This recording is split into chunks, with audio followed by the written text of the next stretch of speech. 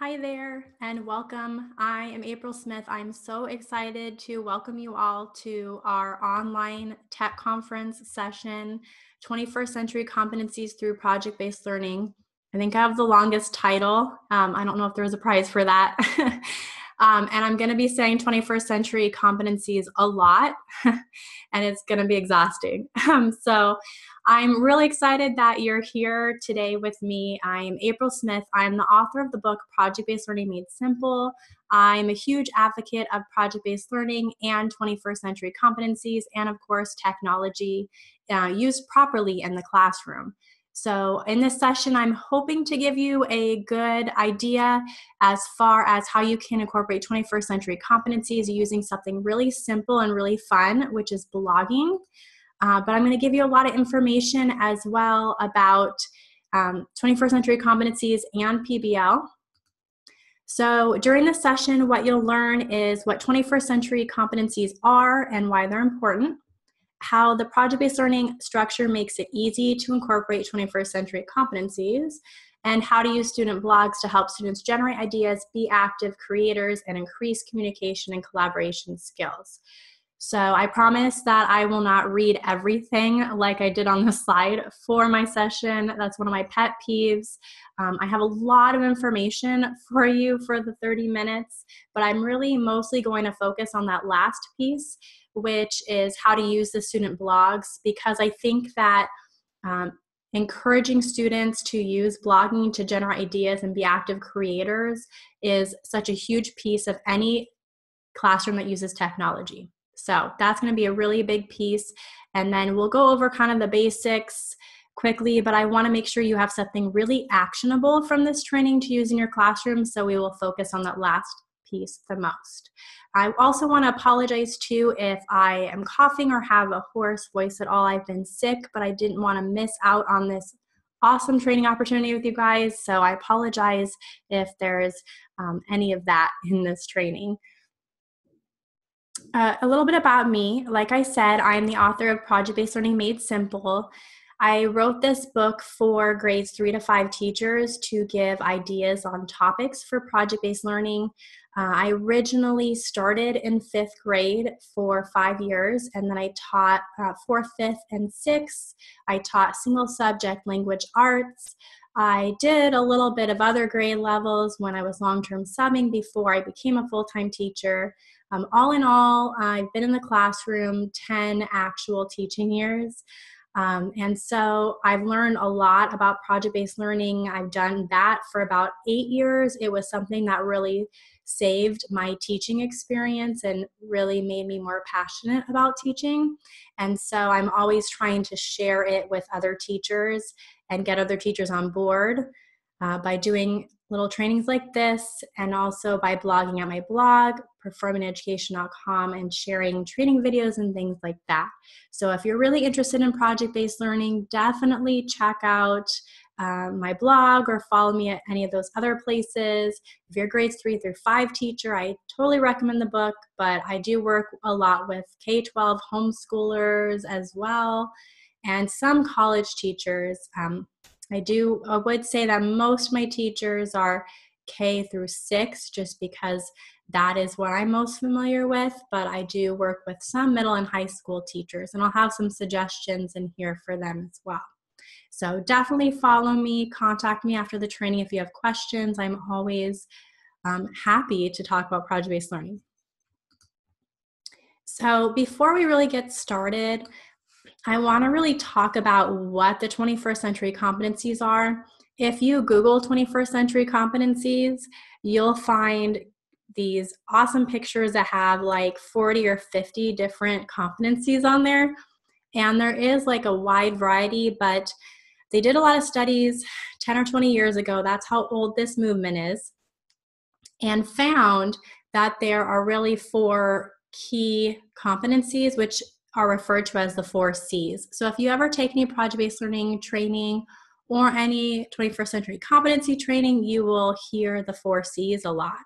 And that is critical thinking, communication, collaboration, and creativity. And the idea behind 21st century competencies is just what it means, which is students need to have new skills in order to be competent in the 21st century. And these will continue to evolve as students get new technology and things like that. But really, critical thinking, communication, collaboration, and creativity are going to always be important. They're just going to mean different things in the future. So this training is mostly on how to incorporate that with your students in a way that is very easy and very engaging for them. So I'm not going to go over the entire project-based learning structure because that is usually a 2-day training with me. But I did want to just kind of show it for any of you who are joining this training who don't know what project-based learning is and want to know what I'm really referring to. So project-based learning isn't like a different activity necessarily. It's the structure that you teach your lesson. So instead of doing teach, practice, assess for math, then teach, practice, assess for reading the next hour, it is more of you working on one large real-life scenario or problem with your students that incorporates subjects, all subjects and many standards. So incorporates reading, writing, science, social studies, not always all of them, sometimes one core subject and a few core standards, but bringing in multiple standards in this real life authentic situation. I know that sounds a lot harder than it is. And I think a lot of teachers get scared about it, but it is really an awesome way to teach. It is really flexible, but it also provides a structure that I think really made my lessons amazing. So it wasn't just me doing project-based learning because anyone can do it and either be successful or not, but it was that I had these 8 elements. So I had significant content that my students were interested in. We did the 4 C's, 21st century competencies were huge. I did that a lot through collaboration and through technology, like we'll talk about later. In-depth inquiry means we spent 2 or 3 weeks on something. And not only do we spend 2 or 3 weeks on that one topic or question, but we included tons of our standards from the year on it. And those standards were students noticing how they were used in real life. So not just teaching one standard, giving them a test and saying, all right, good, I'm glad you know that, let's move on to another.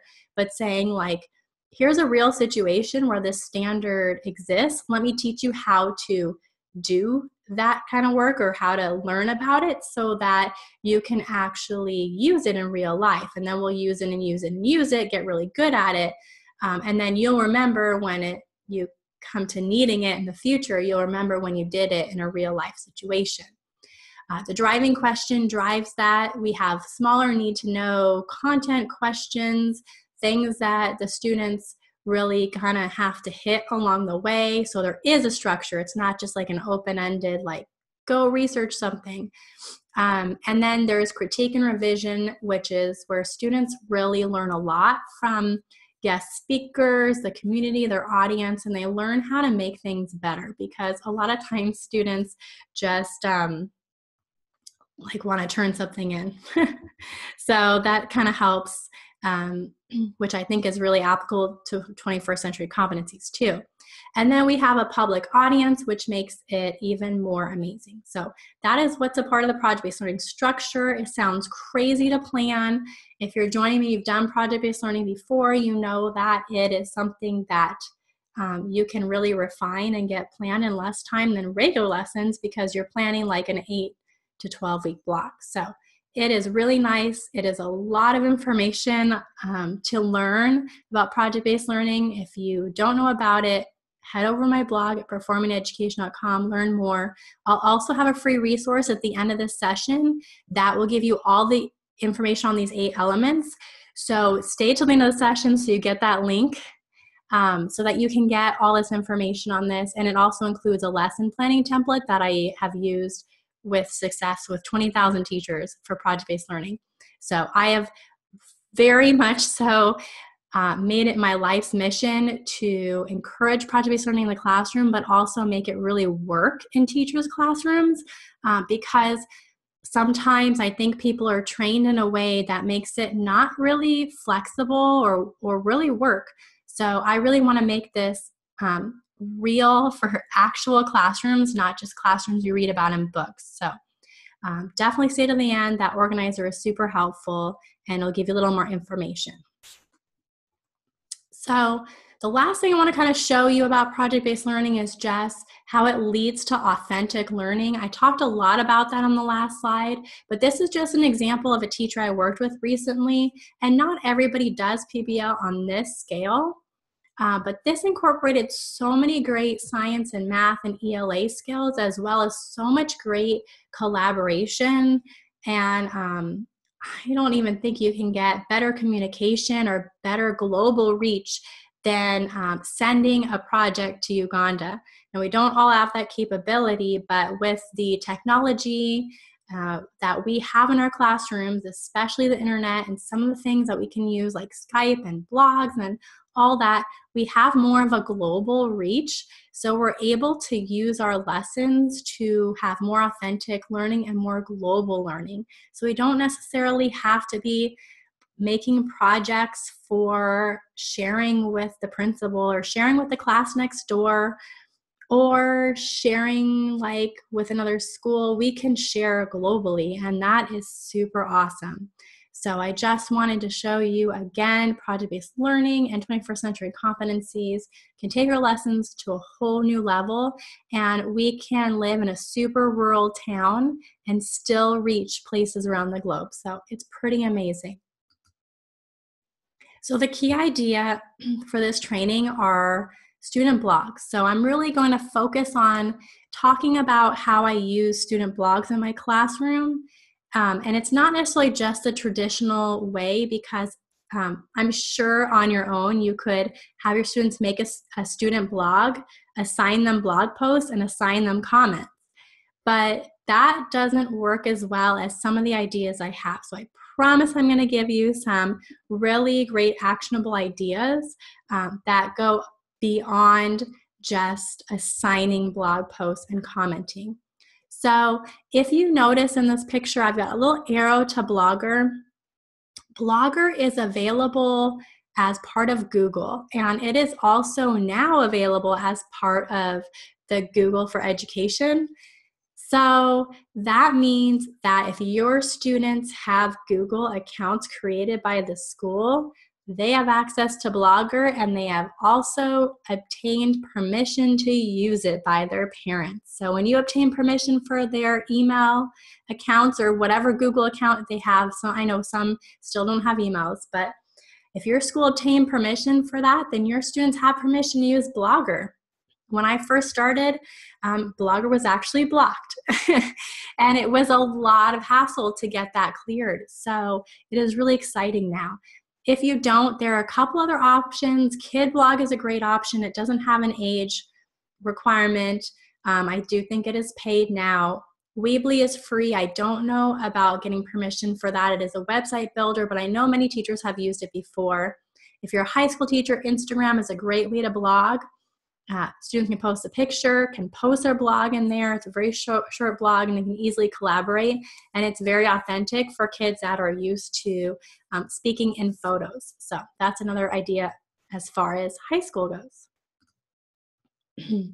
So here is my first idea for you when you make a student blog. First of all, Blogger setup is very easy, and I'll show you in a second how easy it is, just so that you don't leave stressed and thinking that it's going to be a lot of work for you to set up.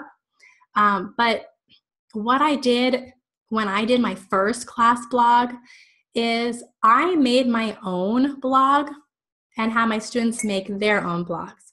So importantly, you want to make sure that you make your own blog so that you know how it works, because you don't want to have your students come to you and ask a question and you're like, well, I don't really know because I don't know how to use it. So if you've never used Blogger before, even if you have, you need to set one up yourself and you need to use it. But I don't want it to be a lot of work for you. I didn't want to have to go every week and like respond to the same stuff they were responding to. That's not how I used my teacher blog. I set it up before they started, and then the way that I used it was every week, Sunday night would kind of go through, look at what they were collaborating on, kind of skim it. I knew from the week what kids were blogging on, and so I had a few that I was really interested in. And so instead of like using Sunday night to like make sure they commented on people's stuff and giving them grades based off of that and like going through 90 blog posts, I was able to enjoy like really looking through some of the ones I had heard about during the week and finding one I really loved to share on my own blog. And students were really excited to come in Monday morning and see who was featured. So it got them excited about it, and it also kind of encouraged them to work better on listening to what I wanted from them in the blog. And also, like, it just made them excited to get on their blogs Monday morning. And so more kids actually finished blogging and made it a priority. On the right-hand side, I also listed the student blogs so that if my students ever needed to like collaborate with other kids, they could easily access them. Also, we'll talk a little bit later in the training about like collaboration with the community and with guest speakers and audience. And this made it easy for those people to find all the student blogs. So making a list on my sidebar was super easy. And when you figure out how to do these things on your own blog, you become an expert at Blogger. And I did it all from watching YouTube videos, and it made it so that when my students made their own blogs, if they had a question, I could like fix things on their blog, and they were super impressed with how like cool and techy I was. So I also bought this like design on Etsy for $15 and like uploaded it, and it looked beautiful. And they were super impressed with me. So you don't have to do that, but I always like to have something really clean. So so let me show you really quick that whole easy setup I was talking about.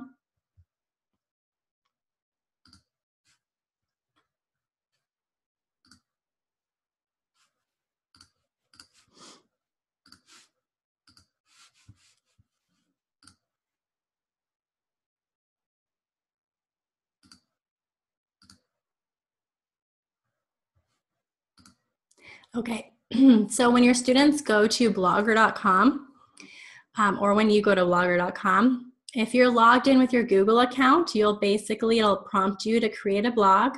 You'll create a title. Very importantly, you want to make sure to teach your students, and this is kind of Tech 101 when they're online, don't put any personal markers in there. So they could definitely put their first name, like Jose's blog, sure. But you don't want like Jose Santiago from Roosevelt Elementary's blog. You don't want that.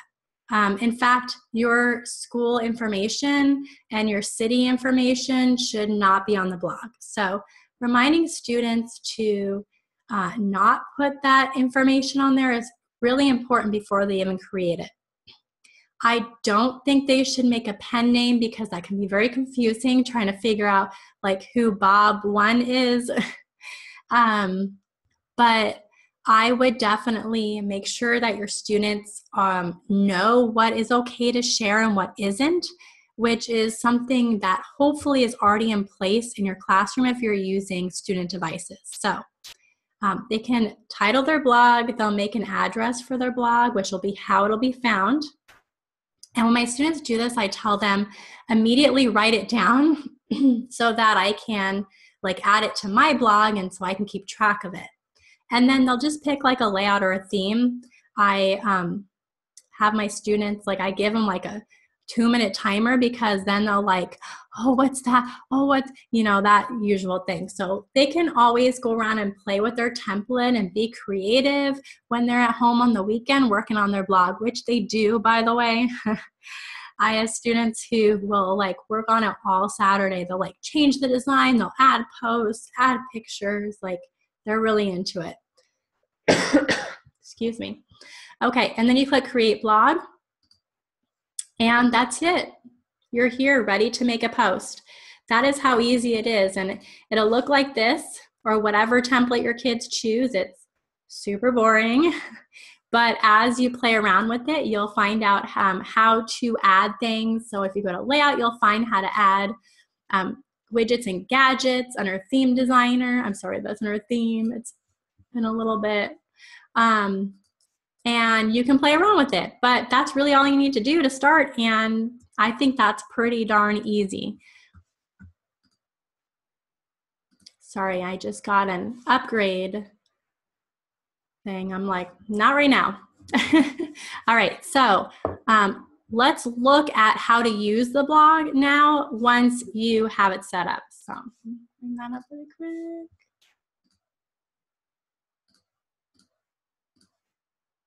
Okay, so using the blog is really important. I do not want you to focus too much on having requirements on the blog as far as how many posts to make, when to make it, how many comments. So I just want to say that before we get into it. We'll talk a little bit more about that in the next slide.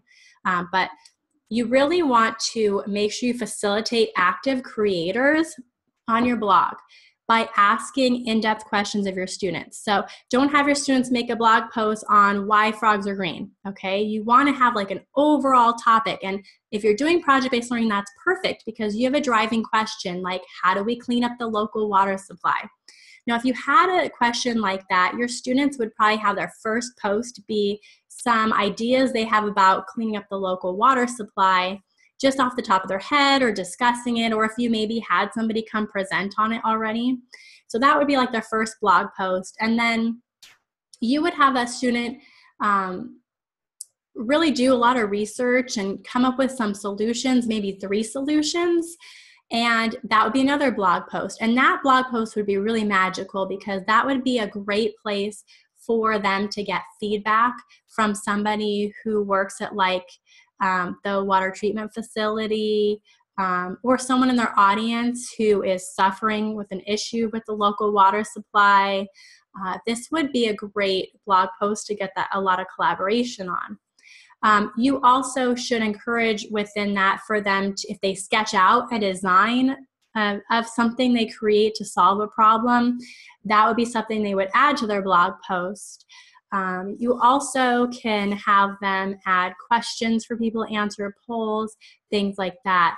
The next blog post could be them saying, okay, I narrowed it down based off feedback to this one solution, and me and my group are working on it. Here's what we've done so far. They could post a video, photo, step by step, all that. And then the next post could be, okay, here's how we refined it. So as you can see, it's not like a one and done. You want students to be posting on the same topic over multiple days, but it has to be a real in-depth question that they have in order to have multiple blog posts and a lot of collaboration on it. So in order to do anything that we're talking about in this training, you really need to have this kind of question. If you're doing project-based learning, then you do. It's a driving question, so you don't have to worry about it. But that is how we facilitate active creators. We give them a question that they have to keep inquiring about. And then the big one, teaching those communication and collaboration skills. So don't force interaction with your students, make it authentic. So you don't want your students to be required to go to these 4 people's blogs and write 2 comments on each. Many of you might have done that in college, and it was so inauthentic because you would read from somebody who wasn't even researching something you were interested in. So comments on blog posts should be made by the student's intended audience, community members, experts in the field, or other students who are interested in or working on the same project. So don't force it. Show and model for students how they'll find great blog posts, show them how to share other people's blog posts. We used Edmodo as like classroom bulletin board, and kids would share blog posts they had read from other students that answered questions people asked, and that was like amazing. You want to encourage generating real ideas. So it can help them generate ideas when asking and answering questions. And again, we don't want it to be just them posting as an assignment because they have to get a grade for it. You want them to be really engaged and excited to blog about it. So you can, to do this, have students brainstorm and get feedback on their initial ideas from their intended audience. When they get good feedback, they're going to see the value in the blog. They can gain ideas from other students' blogs. Like I said, if it's something they're reading on that they're really interested in or they're working on, they're going to love reading it. They're going to read it on the weekends. They're not going to just see it as an assignment. They can also use their blogs to discuss ideas between their partners or group members. That's really important too. A good way to organize everything, talk on the weekend, add new ideas. And they can also post interviews, research, pictures, anything that they have, which is a good way for them to keep themselves organized with their ideas. Okay, that was a lot of information in 30 minutes. I think that was a 2-hour training, like crammed in 30 minutes. But I did want to give you something. If you are new to project-based learning, I want to make sure that you have this. This is free. You can go to bit.ly/PBL Tech Conference, all lowercase, no spaces, to get it. This is my planning guide. This is what I had mentioned I've used with over 20,000 teachers. It goes over all the different elements of project-based learning, gives you some tips on how to plan a lesson like that, and then gives you space to do so. And it also links to a bunch of free blog posts I have on PBL. It doesn't have a link to one of my newer blog posts, which is about 21st century competencies, but you can search my blog for 21st century competencies to get even more ideas past blogging. So definitely check this out. And thank you guys so much for attending this.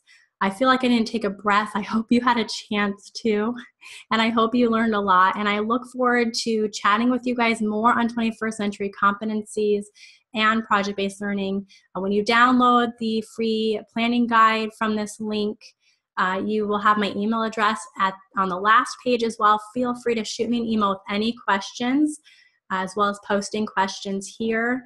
And thank you so much. It was really an honor to present at this conference and so much fun. And I really am enjoying seeing what other people are presenting on as well. So have a great day, and I will talk to you all soon.